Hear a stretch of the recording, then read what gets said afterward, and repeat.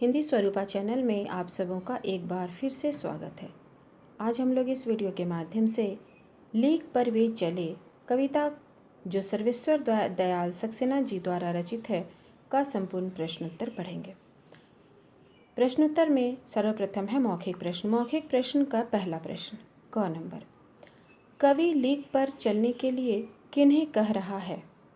उत्तर है कवि लीक पर चलने के लिए कमज़ोर और हारे हुए लोगों को कह रहा है। प्रश्न संख्या ख, कवि ने अपने द्वारा बनाए मार्गों का साक्षी किसे कहा है? उत्तर है कवि ने अपने द्वारा बनाए मार्गों का साक्षी पीले बांस के झुरमुट को कहा है। प्रश्न संख्या ग, कवि को आकाश के मेघ कैसे लग रहे हैं? उत्तर है कवि को आकाश के मेघ थिरकते हुए गायक मंडली की तरह लग रहे हैं। अब आता है लिखित प्रश्न। लिखित प्रश्न का पहला है, कवि को किस प्रकार के पंथ प्यारे हैं? उत्तर होगा कवि को स्वयं के बनाए पंथ प्यारे हैं जो पहले नहीं थे। प्रश्न संख्या दूसरा ख, कवि के सपने किससे लिपटे हैं? उत्तर होगा कवि के सपने पीले बांस के झुरमुट में गाती हुई हवा से लिपटे हैं। प्रश्न संख्या ग, कविता में ताड़ के पेड़ों की तुलना किनसे की गई है? उत्तर होगा कविता में ताड़ के पेड़ों की तुलना क्षितिज की लटकती झालरों से की गई है। घ नंबर है, कवि किसके सहारे जीवित है? उत्तर होगा कवि अपने संकल्पों के सहारे जीवित है। इसके बाद है बच्चों, पठित पद्यांश के आधार पर प्रश्नों का उत्तर दें।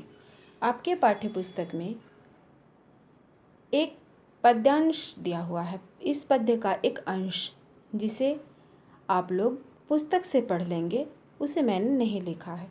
मैंने सिर्फ इसमें प्रश्न और उत्तर लिखा है। प्रश्न संख्या क है, लीक पर कौन चलते हैं? उत्तर है कमज़ोर और हारे हुए इंसान लीक पर चलते हैं। प्रश्न संख्या ख, कवि किन रास्तों से प्रेम करता है? उत्तर होगा कवि स्वयं के बनाए रास्तों से प्रेम करता है। प्रश्न संख्या ग, कवि पीले बांस के झुरमुटों के बारे में क्या कह रहा है? उत्तर होगा कवि पीले बांस के झुरमुटों के बारे में कह रहा है ये रास्ते में साक्ष्य बनकर खड़े हैं। अब आता है बच्चों सही विकल्प चुनना। हमें सही विकल्प चुनकर सही का निशान लगाना है।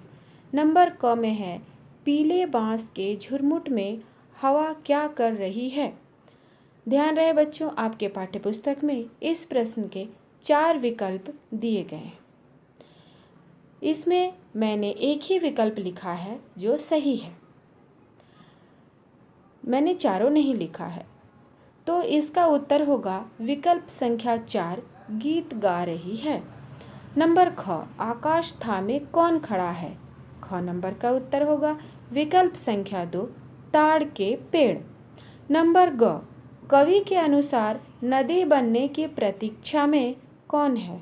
उत्तर होगा तीसरा विकल्प, शुष्क ताल का एक अंजूरी जल।